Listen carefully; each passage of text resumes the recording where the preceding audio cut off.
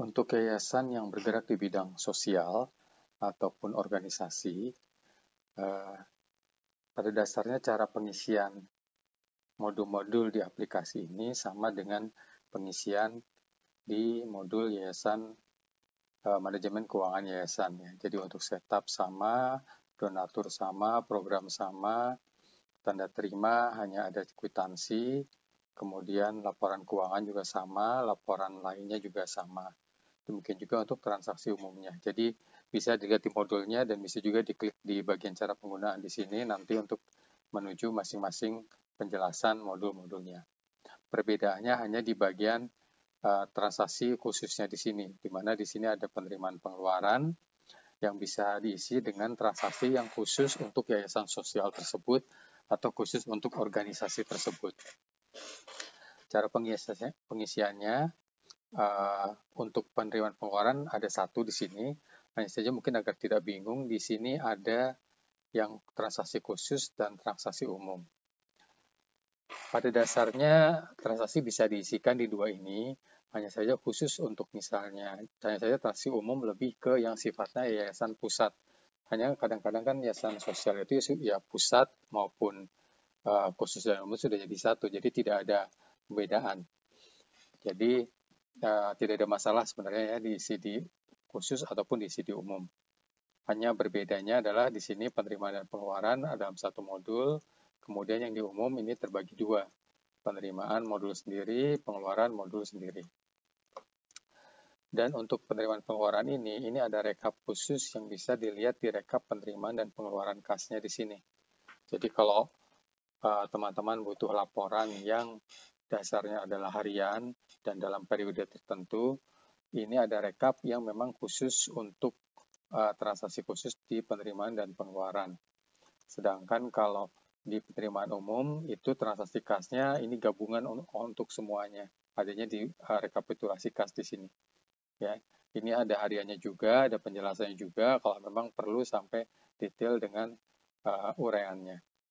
Ya, saya kembali ke penerimaan pengeluaran, pengisiannya seperti biasa, sama seperti modul lainnya, diisi tanggal ya, format tanggal, 19, kemudian kwitansi jika ingin dicetak, kemudian ini kebutuhannya untuk di kwitansi ya, ada kwitansi misalnya diisi nomor 001, penerimanya siapa, diterima dari donatur 1 atau berapa, kemudian di sini nama donaturnya. Ya, ini kepentingannya adalah agar bisa direkap di rekap donatur di sini. Ya, jadi kalau kita pilih donaturnya, itu nanti akan muncul transaksi di sini di dalam rekap donatur tadi, termasuk juga riwayat per donatur tersebut.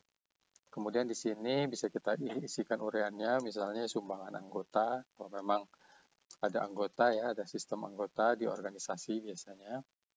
Kemudian penerimaan, tulis saja penerimaan, kita ketik, apakah itu penerimaan atau pengeluaran ya.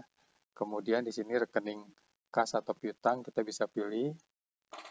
Kemudian bisa dipilih di sini kategori laporannya untuk donasi swasta, publik, ataupun kalau ada kategori baru bisa dirubah di daftar akun keuangan. Setelah itu bisa diisikan nama programnya. Jadi ini contoh campur ya, jadi antara program yayasan sosial maupun program organisasi. Karena memang aplikasinya sama, hanya peruntukannya mungkin berbeda. Makanya di sini bisa dilihat ada program bakti sosial, program temu anggota, program seminar yang mungkin lebih berhubungan dengan organisasi. Ada program bangunan rumah yatim. Pada dasarnya yang namanya yayasan sosial ataupun organisasi programnya sangat banyak dan masing-masing mungkin membutuhkan dana, dan kalaupun dana itu khusus itu bisa dialokasikan di sini nama programnya, kemudian dikasih pembatasan di sini sebagai bagian adalah pembatasan, dan nanti kemudian kita bisa lacak di riwayat programnya di sini, nanti kita bisa lacak, misalnya tadi ada program pembangunan anak yatim, kita cek di sini, jadi nanti kita bisa lihat nih, ya. Jadi total dana masuk berapa, dana keluar berapa, ya. Kemudian untuk pengisian pengeluaran kategori, di sini sudah ada contohnya, teman-teman tinggal mengikuti. Hanya saja mungkin yang perlu diperhatikan ada dua hal di sini ya. Jadi kalau teman-teman di sini ada piutang donasi, ya. Yang dimaksud piutang donasi ini, misalnya jika ada perusahaan yang komit untuk memberikan donasi tapi belum di storekan, tapi sudah komitmen, misalnya sekarang misalnya bulan Januari, kemudian pada saat masuk Februari, nanti bulan Februari ini akhir atau bulan Maret ini kita akan mengirim donasi. Itu kalau ingin dicatat dulu sebagai piutang bisa. Tapi pun kalau tidak dicatat, kemudian langsung diterima, itu juga bisa. Jadi tidak ada keharusan untuk mencatat piutang donasi atau sumbangan di sini. Nah, saja di sini cara pengisiannya adalah seperti ini. Komitmen sumbangan, pencairan komitmen sumbangan.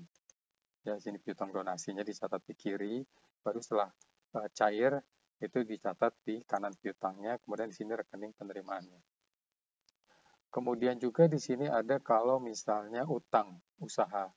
Jadi misalnya ada penambahan AC tapi yayasan ini membayarnya dikasih tempo 10 hari misalnya, atau dikasih tempo 2 hari. Ini bisa dicatat utang usahanya di kiri ya. Di sini misalnya beban perbaikan, ini AC. Nah, kemudian pada saat pembayaran diisi di tempat yang sama juga. Hanya saja di sini kategorinya di sini utang usaha, di sini nama banknya, sedangkan pengisian tetap di kolom pengeluaran. Jadi maksudnya ada pengeluaran sebagai utang, di sini pengeluaran sebagai pembayaran hutang. Ya, perbedaannya hanya di posisi dari kategorinya. Kemudian untuk rekap penerimaan dan pengeluaran. Jadi di sini teman-teman bisa melihat rekap penerimaan dan pengeluaran harian yang bisa teman-teman set tanggal awal dan tanggal akhirnya. Jadi misalnya ini saya hapus dulu, ini value karena masih belum diisi tanggalnya di sini. Misal kita mau cek dari tanggal 5 Januari sampai 30 Maret 19. Ya, jadi nanti teman-teman bisa melihat data transaksi harian, penerimaan dan pengeluaran, serta saldo akhir hingga tanggal 30 Maret. Dan apabila ada saldo awal, ya saldo awal ini saldo sebelum tahun pembukuan, teman-teman bisa mengisikannya di sini. Perhatikan ini adalah total saldo kas. Ya. Jadi ada yang berbeda antara rekap penerimaan kas di sini dengan yang ada di buku kas. Kalau di sini berdasarkan nama bank, kemudian per bulan. Ya. Sedangkan kalau yang direkap ini total kas, jadi tidak berdasarkan nama bank dan bisa di-set variasi dari tanggal awal dan tanggal akhirnya. Kemudian di sebelah kanan, ini kita bisa melihat rekap dari masing-masing item kategori. Jadi seperti di penerimaan, kita memonitor sumbangan anggota, kemudian memonitor, kita cek, apalagi kita misalnya memonitor donasi publik, kemudian kita memonitor lagi donasi swasta berapa. Ini kita bisa lihat di sini total penerimaannya dan yang tidak terpilih dalam 3 kategori ini akan masuk kategori lain-lain. Demikian juga untuk kategori pengeluarannya kita bisa pilih yang ingin kita monitor. Kemudian di sini ada kategori program. Jadi misalnya tadi ada pembangunan rumah yatim. Oke. Jadi di sini kita bisa lihat anggarannya berapa, ini anggaran tidak diisi, penerimanya berapa, pengeluaran berapa, saldonya berapa. Jadi kita bisa lihat angkanya di situ. Ya, oke, saya kira cukup jelas untuk yang bagian transaksi khusus.